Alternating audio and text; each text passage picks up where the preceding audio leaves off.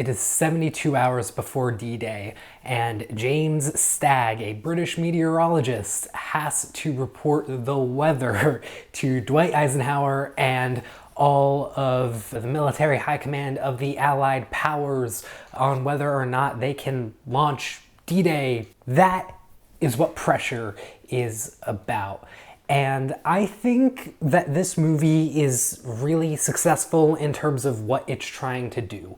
This is a movie that is trying to be an entertaining World War II movie. You could call this the World War II movie of the year.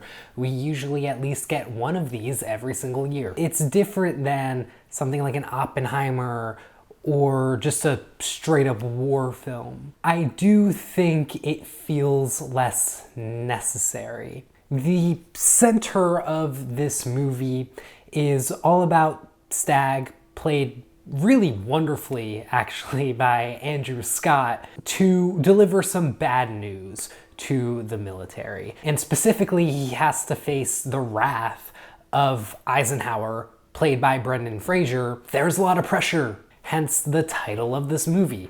There's a lot of pressure for him to just come up with a weather report that they will be satisfied with, but at the end of the day, he cannot do that because the weather is looking bad and he needs to have integrity with his job and not just send a bunch of teenagers to go die. To me, this does just come off, unfortunately, as a pro-military type of movie.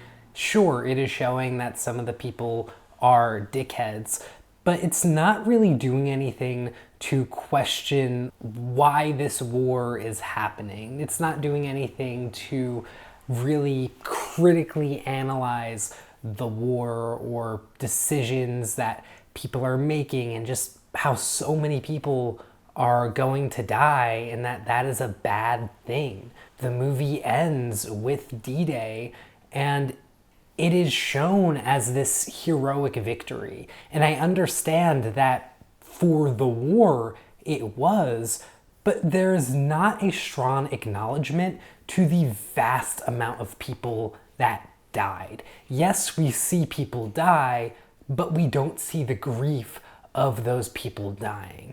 We just see the cheers of an Allied victory. I feel like that we have had too many of these types of movies to still today be getting ones that are just like, yeah, D-Day, this was so great, the Allies won, oh, that's so fantastic. That battle was a horror movie for the soldiers fighting in it, and it was a massacre for everybody involved. And yeah, Andrew Scott, I said he was wonderful. Really, he's great in everything that he's in, but I thought that this was a much louder performance than other ones I have seen from him, like Knives Out or All of Us Strangers.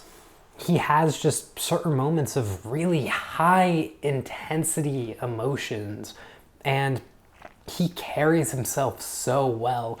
I would not be surprised that if this movie manages to have legs into Oscar season, if we see conversations around him possibly getting nominated, because his performance is that good. Fraser is also really solid, but I did find his casting kind of odd. Eisenhower was not that big of a guy. He was 5'11". Brendan Fraser is bigger than many NBA players, let alone Eisenhower. He is 6'5". He is a gargantuan human being. So seeing him walking around in this movie, he is this larger than life figure, but I feel like it's just so on the nose with how that is delivered by casting somebody like Fraser. I think it could have been a lot more interesting if you had a smaller actor or just made Fraser look smaller and then still have him have this larger than life personality. I think that just would have made Eisenhower a much more interesting figure. You also have Carrie Condon, who plays Eisenhower's secretary, and she has some really great moments. This is such a standard military type of movie. Condon is the only woman with significant speaking lines here. Everyone else is just a screaming man. And of course, one of those men is significantly smarter than all of the other ones, that being Stagg. and it's just so by the book. I do appreciate that this movie is based on a play. I think that that's cool that we are starting to get more movies based on plays coming out nowadays, like Is God Is and Forbidden Fruits, and now we have Pressure. That's great. This movie really does warrant a theatrical adaptation. I think it does a good job at just being big and loud and feeling important in the moment that you are watching it. The editing is fast-paced and tight. It does a really good job at just keeping the movie going. You never really feel bored. This is a tight hour 40-minute runtime, which I do really appreciate, but you can definitely tell that this movie is trying to be a lot like Conclave, just given the narrative of it being a really condensed story in a short amount of time. They have 72 hours to figure out D-Day. While Conclave, they had that short amount of time to elect a new pope. And they even got the same composer from Conclave to be the composer for this movie, and you can definitely tell. Like I said, this movie is solid for what it is, but for me, it is a 2.5-star movie, ranking 38 out of the 60 films I have seen this year so far. If you would like to see that full list, you can click a link in my description below and that will take you right to it. But what about all of you?